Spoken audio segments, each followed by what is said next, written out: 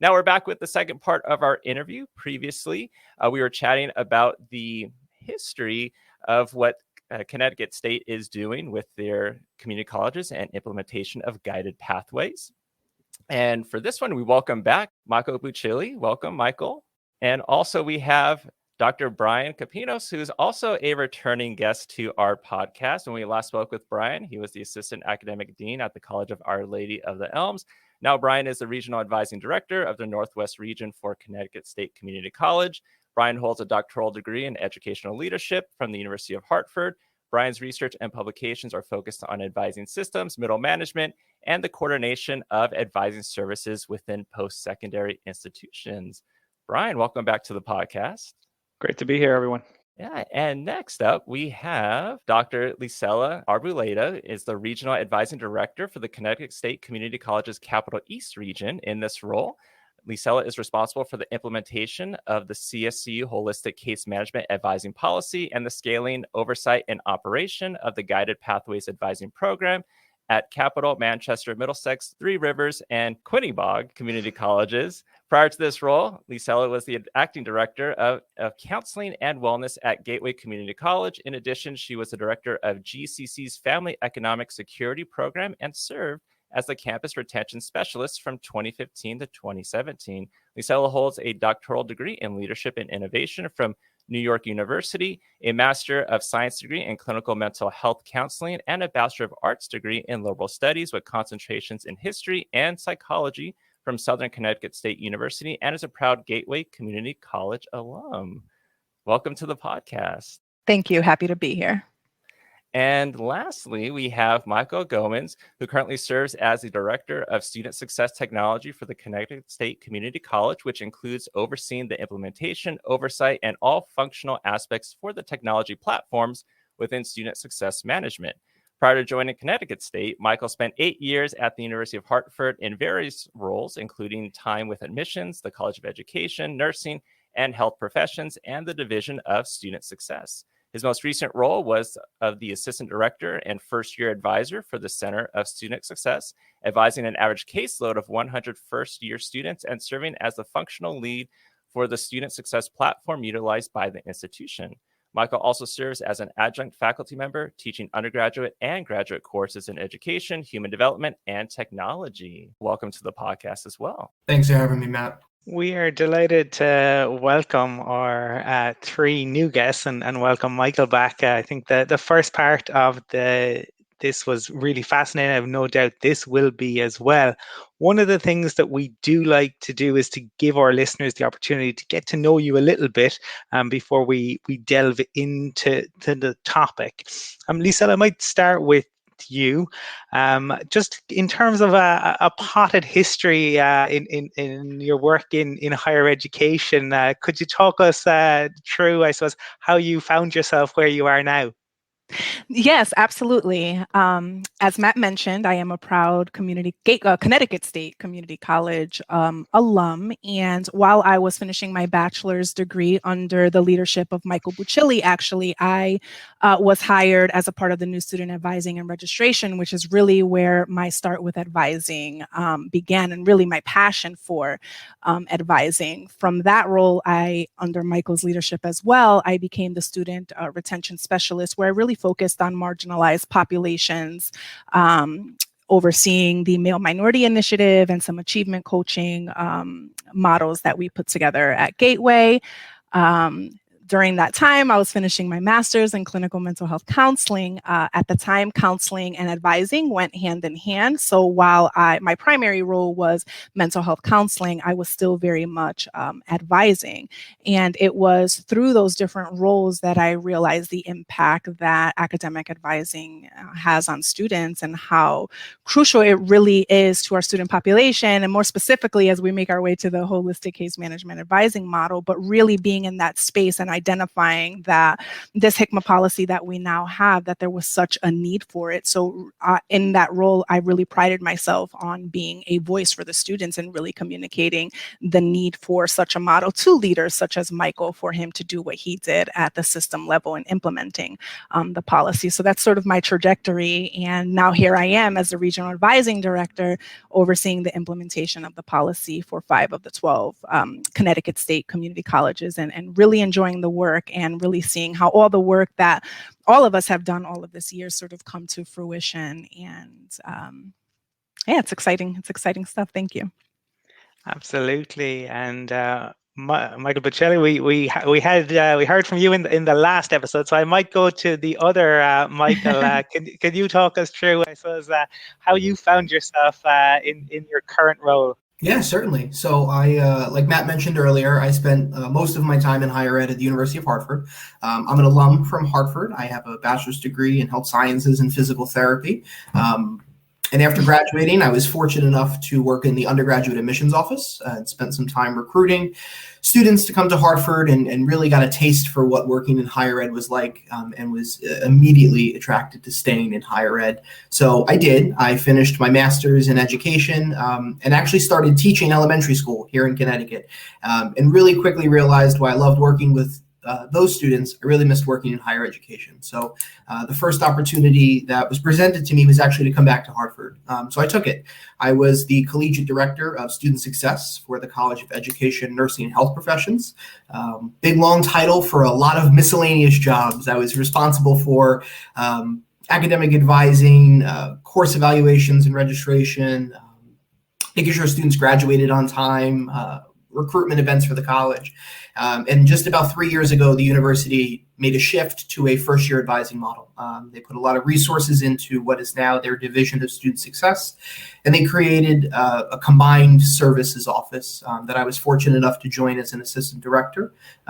They were aware of my work with the technology and advising on campus, so I was given the opportunity to lead the implementation of their holistic case management software that they were using for advising. And then I saw this opportunity with Connecticut State. And at that time, I thought, I want to be doing more. I want to work with a wider population. And this was a perfect opportunity, combined all the things I really liked about my career, working with technology, working with students, and working with this population in particular. So I was fortunate enough to meet Michael and Licella and Brian, and they were happy enough to offer me an opportunity on the team, and I'm glad I took it. And I've been here since April, overseeing the technology that we're working on. Really excited about it. I'm having a really good time. Great. We're looking forward to chatting to you further about that. And Brian, I know you're a returning guest, but it's been a little while, and you're wearing a different hat. So it might be worthwhile just giving listeners the opportunity, a potted history of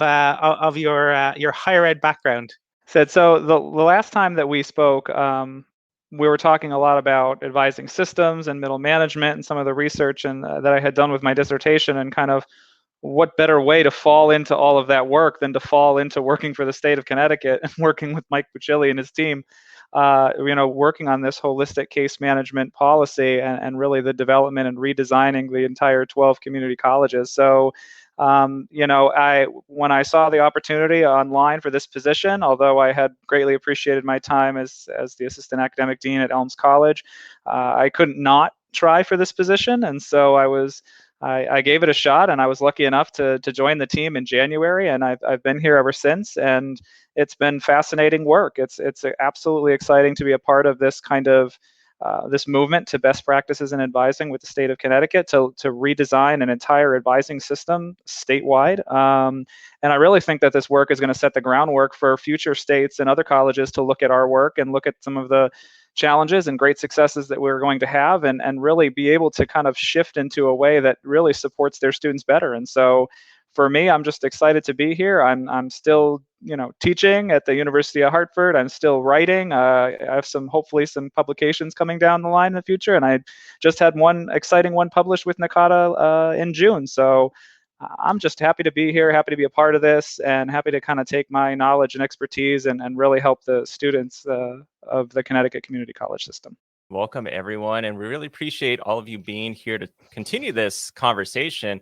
Now, we heard from Michael and Gail earlier about how this idea started, the buy-in, the communication and teamwork that's involved, how the policy developed, the goals, the add-on to help address equity gaps, and also the advisor competencies and guided pathways. And I know we'll definitely get to the technology aspect in a moment, but maybe we start with talking more about the kind of the conceptualization of the guided pathways. So who wants to take that? I'd be happy to start. I think I'd like to give the listeners a sense into what it was like when you first discussed this. I remember sitting in our meetings in January and listening to Mike and all of his wonderful big ideas and being like, how are we going to do this?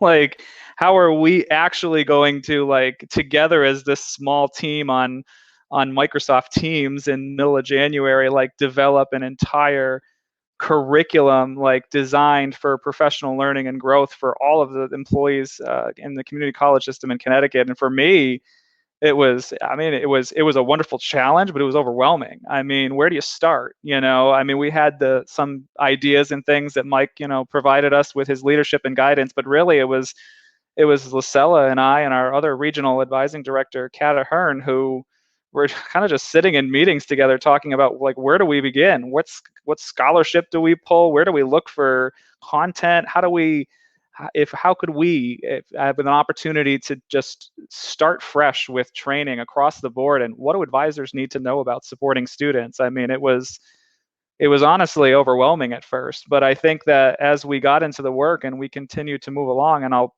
pass it over to Licella for her thoughts, I think it really started to unfold where we started to focus on really our student populations and what our advisors need to know about working with a diverse range of students in the state of Connecticut. It evolved into discussing our mission and vision for revamping advising and getting our advisors that information as well, and thinking about advising practice as a whole, and leaning on resources, like NACADA and a lot of the information they have as far as how do we work with our students, how do we talk with our students, how do we coach our students.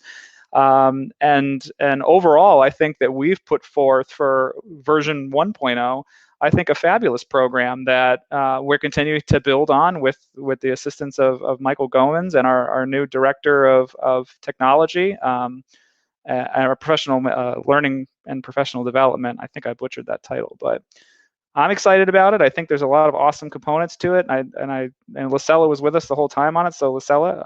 Yeah, very, very well said. One thing I would like to add, one thing we leveraged really well was we identified amongst the regional advising directors and, of course, Michael Buccilli, identifying what our strengths were and how we were going to take our individual strengths and what lift we ourselves could take, right? Advising theory, I wasn't in the weeds the way that Brian was. We relied really heavily on him. Before we had Michael Goeman's for technology, that was Kat Ahern's sort of jam, as I say, and she took, that on, and I'm really passionate and in the weeds with diversity, equity, inclusion, and how that translates to marginalized populations and what, new research was saying. So that was one of the things that we did pretty early on, which, and I agree with Brian, it was really overwhelming. How do you do this? How do you conceptualize this? But that really helped. And then I would add that the other thing we did was really lean on our network. So that was our network within Connecticut State, who was doing what, who was doing it well, who was willing to consult with us, relied heavily on NACADA, and other professional organizations to sort of help we had our mission and vision, but to really help visualize that and identify sort of what steps we needed to take to make it more real. So those are the sort of micro level things that I think we were able to do that really helped us. And it really helped with, leadership matters and the relationship we have with each other, and sort of identifying that early on, we were all in this together, really helped us sort of come together as a team, none of us with our egos set aside, and say, what can I sort of take the lead on? Where can I lean on you? Where can we lean on others? And that translated really well for version 1.0.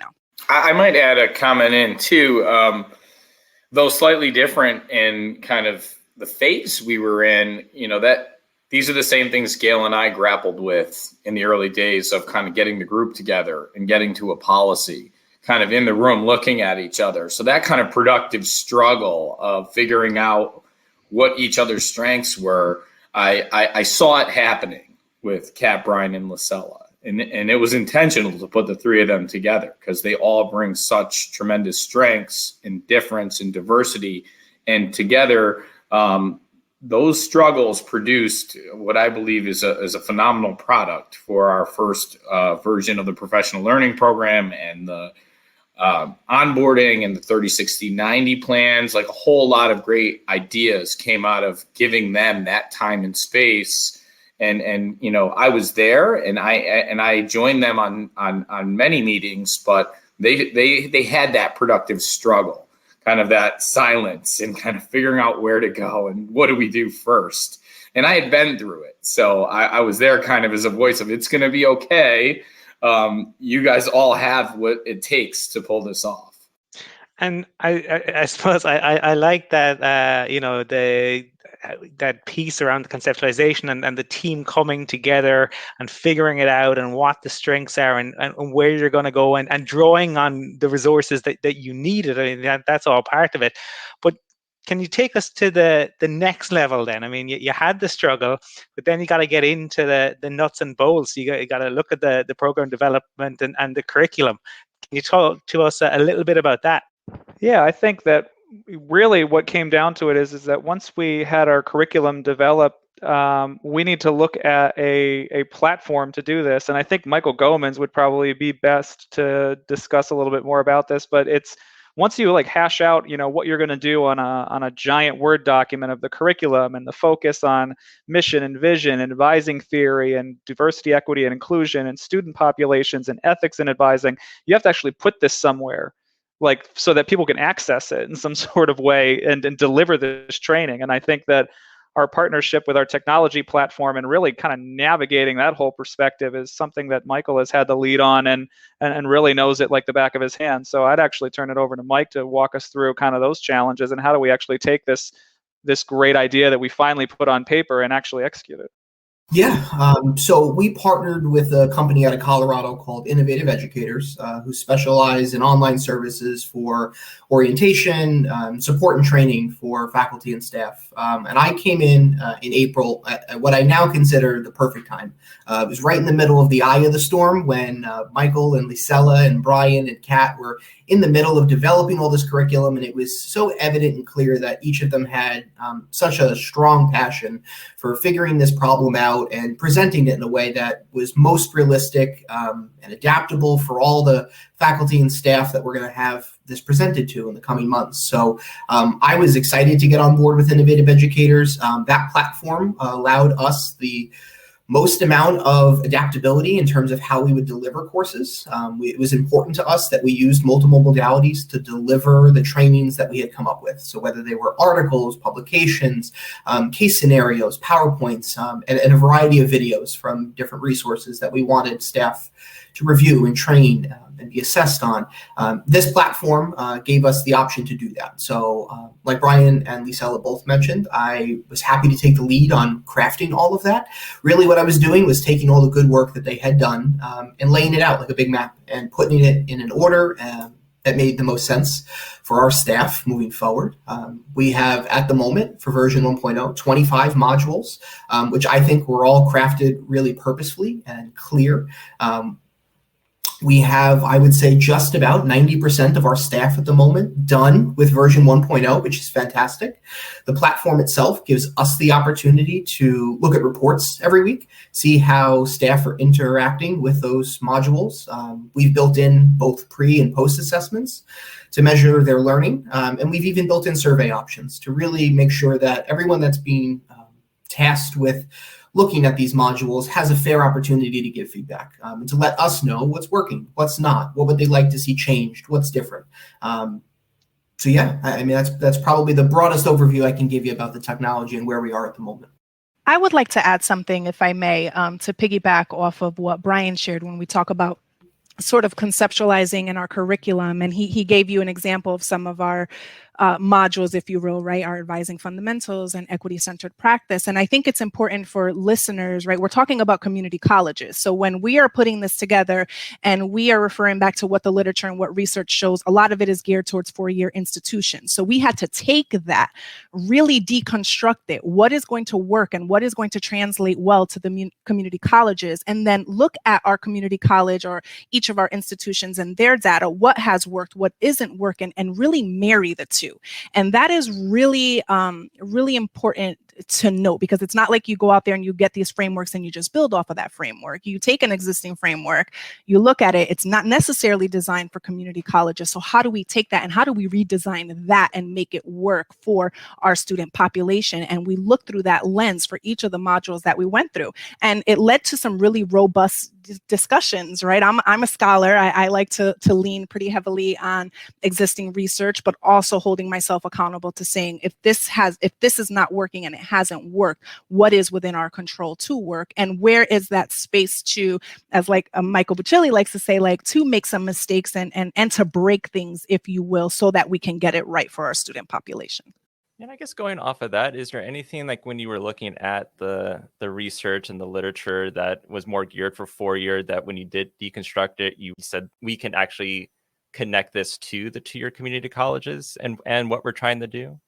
Yeah, and I would shoot this back to Brian, but for me, sort of my aha moment is advising theory, right? And the relationship of advising to student success was really sort of fundamental, and that hasn't shifted for me. So that really, yes, it works for the 4-year, but that was really important to have that foundation for the 2-year, the community colleges. I would say where we sort of shifted is where we get more specific to populations, but that's where we have our modules for specific student populations. But I would say overall advising theory, the relationship between advising and student outcomes, that remained the same and sort of untouched for me personally.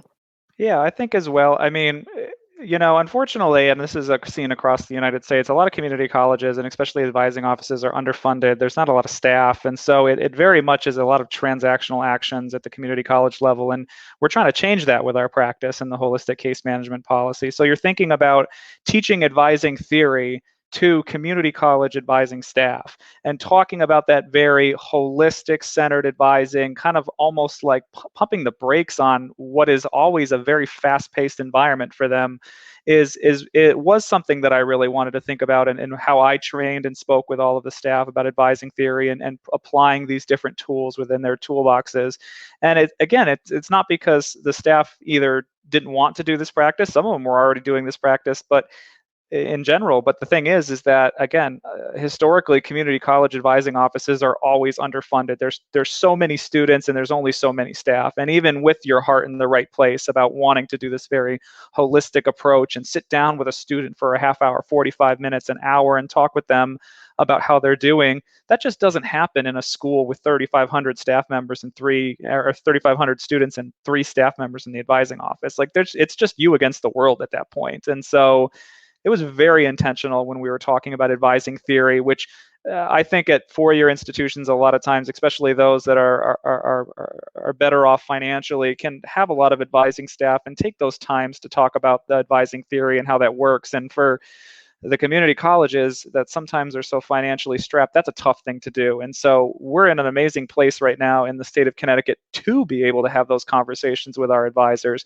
and to emphasize that holistic approach with students, and to almost what I've been telling my staff is, this is the time where you actually can pump the brakes. I want to write slow down on the wall. Like, we need to slow down and be with our students. And the investment in advising and the amount of money that's been invested by the state of Connecticut to do this is really that opportunity for us to slow down with our students and really kind of listen to them and where they're at. So I might add a bit there too, to add on to what Brian and Licella both shared, in that, oftentimes you look at like the body of literature on coaching, and it kind of is a blurred line between coaching and advising. And we're trying to bring kind of those two together in some ways. And thinking about, as I mentioned in the prior episode, really a small portion of our advisors in the Guided Pathways model will be doing that registration and schedule creation and degree audits. And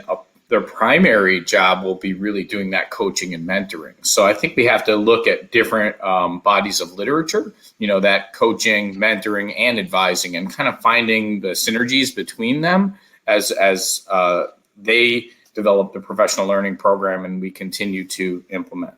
And I suppose, and Michael, we spoke to you and Gail about this in that first interview in terms of buy-in, but this was a different stage of things, and concepts are lovely, and the theory is lovely, and everyone agrees on a one-to-one level, that we can discuss it and we can agree. But how do you go about getting buy-in for this at scale at this stage of the program? I can kick that off and just say, we've continued the same way we were very inclusive with the policy development work. We've had monthly forums throughout the spring where we opened it up to Q&A for 90% of the time. We had a short kind of update and then we took questions. We have an online feedback form where we can receive feedback anonymously from any staff or faculty across the campuses. So keeping that communication open. The second part I would say is relying on the experts we already had working on those campuses. So the incumbent existing staff members there have been tapped and leveraged to do a lot of kind of the supporting the new hires. So I think both Kat, Licella, and Brian have been very intentional about seeing that they have this expertise in folks on the campus and lifting that up. And we intend to bring that to the next level where those folks can start joining us in some of the kind of creation of a version 2.0, all right, and contribute to that and host events where there's a sharing of concepts and ideas from the phase 1 schools with the phase 2 and 3 campuses. So really that inclusivity, communication, and getting on the ground too. Licella, Brian, and Kat are there. They rotate through and visit the campuses and work closely with the lead on each campus. I'd be happy to chime in on a campus specific level, and I'll talk about Middlesex Community College and the Capital East region. As far as buy-in that's where the sort of mission and vision of what we are doing with Guided Pathway really comes into play, and helping folks on campus really see it, because in order to bring them along, they need to be able to see it. They need to be able to conceptualize it. So including them in this process, for me at Middlesex, that was really important with faculty. Faculty was really hands-on with advising. They feared that Guided Pathway Advising would come in and sort of take their student advisees, and they were really worried about that. And it took the campus advising lead and myself at the table to say, look, this is our mission and vision. We are an extension of you. You are in the classroom. You want to deliver your curriculum. Your primary job, right, is to teach our students. We are an extension of that. So how do you envision Guided Pathway Advisors sort of complementing your role? And then, as Michael mentioned, sort of that wealth of knowledge that they hold. So now they play a primary role in really mentoring our Guided Pathway Advisors to have these areas of expertise. Michael may have talked about in the last podcast, areas of studies. So we have areas of studies set up at Middlesex, and we have faculty advisors attached to the Guided Pathways, and we're always anchoring it with that mission and vision. And now they can see it. And that being able to see it really helps with the buy-in. And now they're our biggest advocates. Now when their colleagues across the system are saying, oh, well, Guided Pathways this, they're the first ones on the line to say, well, that's not really true, or this is what's happening at Middlesex, and this is how it's helping us. So that has been really helpful to me over at Middlesex. So I just wanted to share that on campus level. I also just wanted to bring one thing else. It was very intentional with, especially when we were beginning these conversations, and Mike Buccilli had tasked us with working on and developing campus implementation teams on each of the phase 1 schools. And really, the campus implementation team is a group of professionals within student affairs and academic affairs coming together to talk about this work with Guided Pathways Advising, and we were very intentional in diversifying those committees to be able to bring faculty to the table, professionals in admissions and registrars and financial aid and student activities and wellness, and bringing everybody to the table to talk about the implementation of this work. And I think that helped with buy-in across all of our phase 1 schools. I know for myself as well, I got to meet some of the very key players and faculty in the big programs at my phase 1 schools to have conversations with them about how our work will help them and their students, and then how can we also hear what they need and support their work as well, as faculty members who are working within this advising space as well. And so these campus implementation teams that were designed to bring academic affairs and student affairs professionals together to have these conversations, I think really started some of the teamwork building that happened and really kind of shaped some of the good work that's been started surrounding our guided pathways implementation. Yeah, and to do all of this, like, you need staff for this. So how, with the guided pathways advising, like, how does the hiring go with leadership, or as well as getting advising staff for all of this? It almost feels like it never ends when you are scaling up some of these advising offices to be at scale for how many advisors we need. I can't tell you how much time Licella and I have spent together interviewing people, across the state.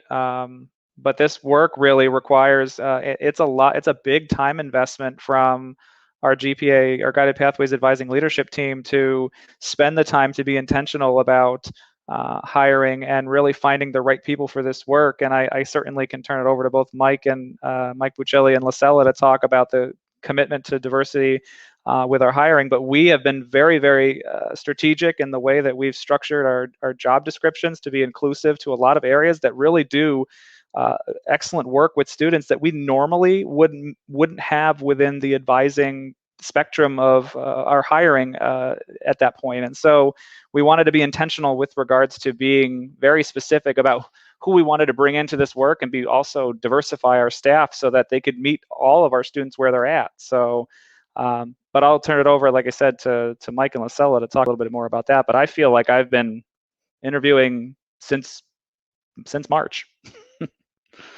Yeah, I can add a bit there. I would say it's been, a collaborative effort, a big lift by the leadership team for Guided Pathways Advising. However, the campus CEO plays a key role there as well. When we're hiring the leads of the campus, they're participatory in the finalist interviews.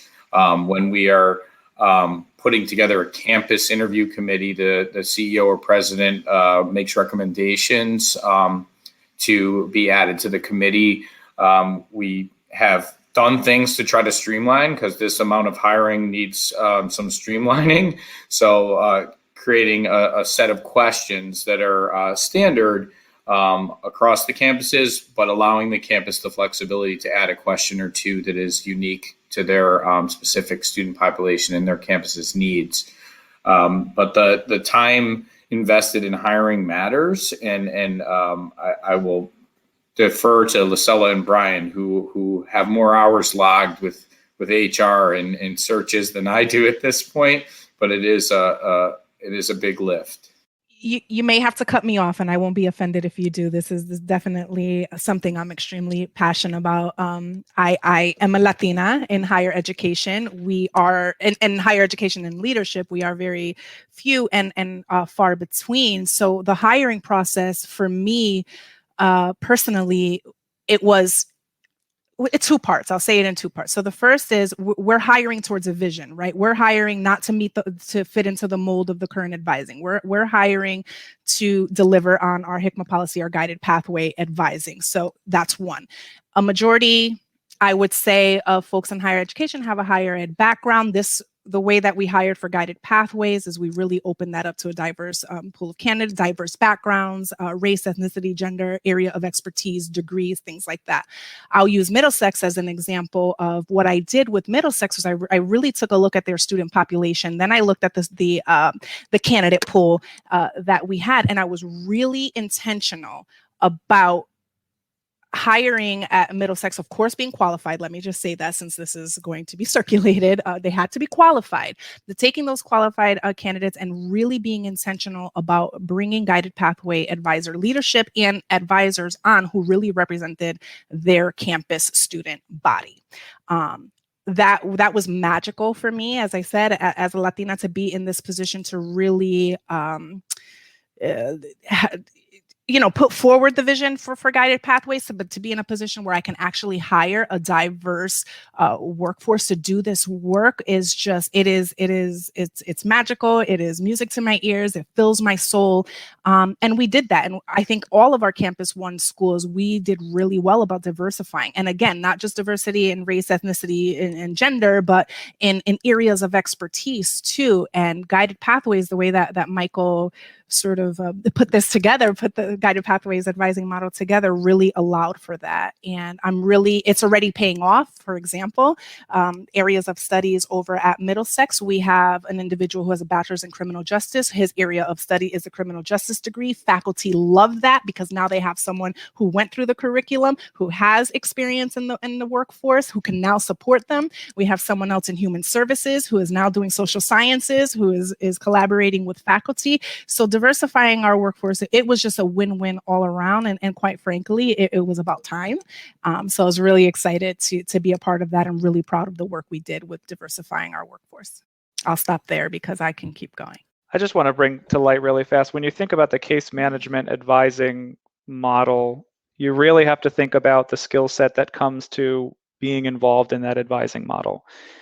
Working in a holistic advising model, it requires a great deal of attention to the student, understanding their own personal challenges, what they're going through, where they're at, what resources are available to support students. This isn't our traditional advising practice. If we go back to, O'Banion's model of advising in '72 and we look at what advising was, that's not what it is today. Like, advising is much more holistic. It is much more meeting the student where they are at. It is much more navigating personal socioeconomic challenges that students are facing. We are not just discussing the curriculum anymore. We are helping students navigate the scene of higher ed and also helping them navigate their own personal and socioeconomic challenges that they're facing in their lives so that they can be successful in the classroom. And that takes a unique skill set now. Advising has changed, and we're very excited to be at the forefront of that when we think about our hiring policies and we're thinking about who we're bringing to the table, who are our next Guided Pathways advisors. It's those people in all different types of lines of work, in the fields of social work and teaching and the nonprofit sectors. It's individuals who have experience helping students, clients navigate these challenges, because this is what advising is now. Advising is no longer this transactional very approach to let me get your classes and you get on out of here. This is a very much kind of a holistic, hands-on, helping students navigate the landscape of higher ed in their own personal lives so that they can be successful and earn an education credential or transfer. And so I think that's played very much into our vision for hiring and what we want out of our GPA staff, because it's important and really it's the right thing to do. Just to Brian's point, because one of the things that we have heard, we talk about all the pros, but I'd be remiss if we didn't talk about some of the pushback, right? So some of these advisors don't have a higher ed background, but being cross-sectoral and cross-functional is very important, and we're seeing that now, right? I think when we diversify our workforce the way that we have, and we have sort of cross-sectoral guided pathway advisors sort of in the mix, that really, in my opinion, at least in my experience so far, has really minimized the sort of group think. We're not all looking through this work through the same lens, and everyone from their sector have something to contribute to what this holistic case management advising model could look like and what guided pathway advising could potentially be. But if I'm only looking at this work through a higher ed lens, then I'm looking at it through one way. We all go through sort of similar training, similar coursework. But when you have folks from different sectors, you really increase and maximize on all their areas of expertise. And that's how amazing Guided Pathways has been in phase one and will continue to be, because we all are looking at this work, one mission, one vision, but through a different lens, and great ideas come from that. And I think that has been really undervalued, and that's an important point to make in hiring. I would add one last piece to that, and just that this was intentional. We made an intentional choice to go from what was a master's degree plus 2 years experience to even get in the door to a bachelor's degree and professional experience in a related area. And we allowed for candidates to tell us their story and how they were connected to the mission and vision of Guided Pathways. And that has opened up a diverse and robust kind of workforce candidate pool. And to echo what Licella and Brian have said, that great ideas are coming out of folks who are just stepping into higher ed as a professional. And that we often kind of see through that same lens, and our students may not be seeing through that lens, especially if they're first gen, especially if they're new in college. So meeting the students where they are is more likely to happen if you bring that diversity of background and perspective. And I think that intentionality is so important, and I think that plus that commitment to diversity, it's similar to I suppose what I'm seeing in some institutions in terms of the student intake, that in terms of their they're looking not just at academics, but they're looking to bring in diverse cohorts who have maybe experience in the areas. So I think maybe higher ed is opening up that way, which is good. But maybe just in terms of kind of getting where we are now, because Michael, you'd mentioned, I think early in our interview, one of the aims, I think, was the reduction for student advisors from 750 to 1 to 250 to 1. And I suppose with the nuts and bolts now in place and the work ongoing, where are we now on that? I can tell you from my phase one school that my advisors are busy. I look at their calendars, and what we would assume is as soon as you get through ad drop in the community colleges in the past, it's been almost like a lull afterwards. It's like, oh, we survived ad drop, and now we have a couple of weeks until we can get into the registration kind of phase. That approach has been flipped on its head, and we are now extremely intentional about reaching out to students in this first 1 to 3 weeks as our game plan for as many students as we could possibly see, because we know through the literature that this contact with students immediately and at least starting these conversations will help lead to better levels of persistence, better levels of retention, if they know through the gate that they have somebody to talk to in that first 1 to 3 weeks, 1 to 4 weeks, when some of those initial challenges come up for students where they may decide, well, maybe college isn't right for me. Maybe I made a mistake there. How do we get those students in the door in between weeks 1 through 4? So my advising staff at Northwestern Connecticut Community College have been working extremely hard. Their calendars are jam-packed. I'm here today at Northwestern. I'm here to talk with them and see how they're doing and to show a face here and a presence for them, because I know that they've been working so hard. And so, but we're, even still though, the 250 to 1 is an admirable reduction. It's still a lot, but it allows the time.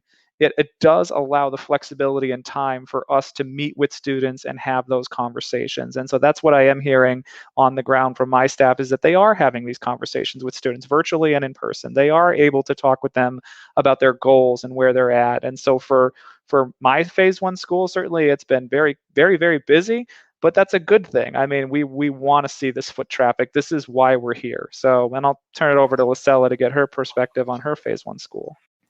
You won't be surprised to hear this, Brian, but I'm exactly where you are, because I'm using the framework that you actually put together for Northwestern. So, right, Brian put a lovely framework together. We're weeks 1 to 3, we're really focusing on the outreach to students as a touch point. Then, weeks 3 to 5, we'll transition, start thinking more about retention, start keeping an eye on the data. So I'm exactly where Brian is. So I have nothing to contribute other than that. The advisors are very busy.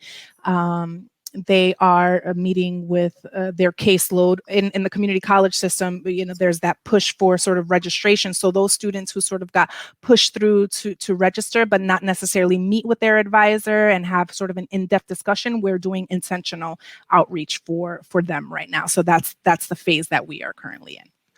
I can add to this too. I would say that, by the end of this calendar year, it is our goal to have 5 additional schools at scale, and then during the spring semester, the final 4 campuses at scale.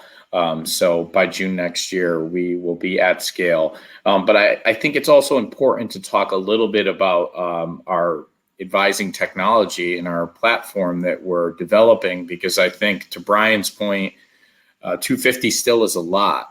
So one of the key aspects of the policy, the HICMA policy, was to implement a student success technology platform that allows advisors to monitor progress, to triage, and to intervene proactively, so that, not all students may need the same thing. We know they don't, right? So Michael G. is really leading the functional work as we move towards implementation with that piece of technology this coming spring as well. Michael, you want to talk a little bit about how you envision that coming out? And there's the training with it, and there's a whole nother lift that is associated with the implementation of that technology. Yeah, certainly. And for me, and there's so many exciting things about what we're doing and that we've talked about today, but biasly for me, this is probably one of the most exciting, is the technology piece. And it really breaks down to how are we gathering data and what are we doing with it? So some of the immediate things that we've already started doing as we move through these phases in implementation are collecting intake surveys from students at our phase 1 institutions, and more holistic intake surveys that focus on their career and academic needs and their holistic needs at home. We know our population varies very widely, and we would be remiss if we implemented this type of model and then didn't take into account what all our varying student needs could potentially be. The system that we're going to be using is an operational and collaborative CRM product from Ellucian that really affords us the opportunity to really bring all the stakeholders on each of the campuses together to make sure that we're providing comprehensive wraparound services for our students as quickly and expeditiously as they need them, which is something that I think, unfortunately, we would all agree we didn't have the resources to do before. We may have had those experts and resources on campus, but there wasn't a clear or comprehensive way to connect those folks, either between offices or students to offices. So we are purposefully building this CRM tool to do just that.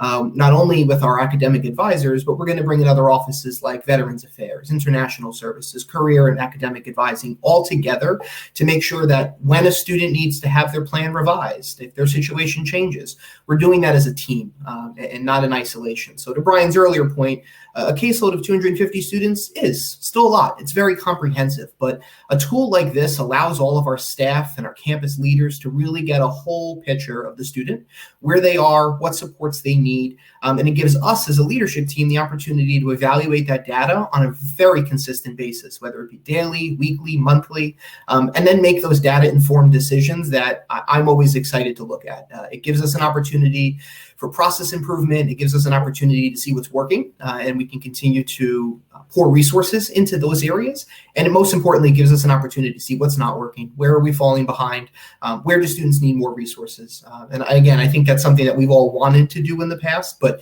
this is really the first biggest opportunity we have to do it in practice. So we plan on implementing in early spring of 2022. And with that, it's going to come a whole series of training. We're going to follow a train the trainer model for a lot of leadership on each of the campuses. I'm excited to partner with our new director of training and professional learning to roll out what we'll call end user training for upwards of 200 plus guided pathways advising staff. And we should be up and operational with our timeline by March and April, which again, for me is really exciting. It gives us an opportunity to really see this in action and see our work come to a peak, if you will, after the first year. So a lot of exciting opportunities ahead in the coming months. Yeah, and we're definitely looking forward to possibly having you on again and seeing where things are at maybe in a year. And it's great to see that there is this holistic approach with the students, with the staff, with the leadership, and best to you on this continued implementation. But we have reached the end of this interview, and there's a lot of information that's been given both in the first part of this interview with the history of it and also now with the implementation. So a lot of tidbits from how it all started, the structure, the organization, the beginnings of the implementation to now. But we heard from the last interview that some of this information is on the website. But if anyone wanted to reach out, any listeners wanted to reach out, had questions or comments, how can they reach out to you?